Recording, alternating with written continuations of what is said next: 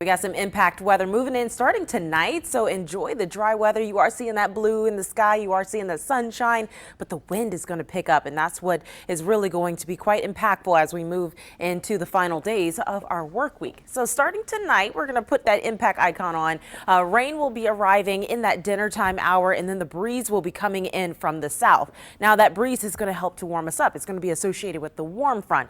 Temperatures tomorrow morning can be in the upper 50s, maybe a few warmer spots in the 60s, but then falling temperatures throughout the day as the cold front approaches. And we could have some morning rain on Friday, falling temps, but very windy conditions. Can't even rule out a rumble of thunder as we move throughout the morning tomorrow. So just keep that in mind over the next few days, that you want to tie down anything that can be easily tossed about, and make sure that you are giving high profile vehicle space on the roadways over the next few days, especially starting this evening. Now, taking a live look outside, it does look quite nice, so you have beautiful conditions for your lunchtime hour. But here's our next weather maker moving in. It is in the Midwest right now. We're going to have that warm front move in. That's going to bring us that warm air, and then the cold front is going to bring the cool air behind it and those temperatures falling. Now, as far as rain, we can see around an inch in some spots, so lots of rain can be falling across the region. It will taper off throughout the morning.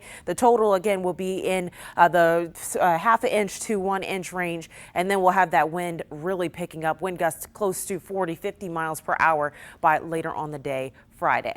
So here's that rain overnight, some heavy spots of rain, so give yourself enough time on the roadways to take your time. That morning commute on Friday can be on the wet side. And then here's that cold front moving through, bringing in some cooler air from the west, and you can see western Maryland will be in the teens, and even on the eastern shore this model is hinting at a few snowflakes for them over there. We should remain on the wet side, so just for rain, but it is going to be significantly cooler once that wind starts to pick up and come into our region.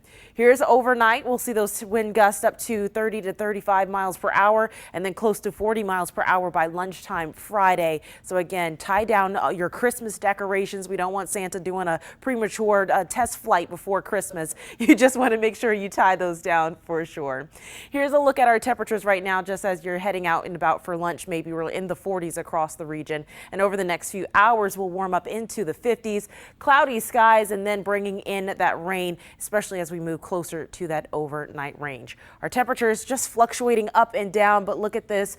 This is actually going to be our high temperature for the day, and it will actually be in the morning. By the time we're typically at our warmest part of the day on Friday, we'll be in the 40s and a few spots even in the 30s. The weekend looks nice though, especially Saturday, 41 for the afternoon high, and then for the game day on Sunday and also the first day of winter, we're actually going to be in the 50s.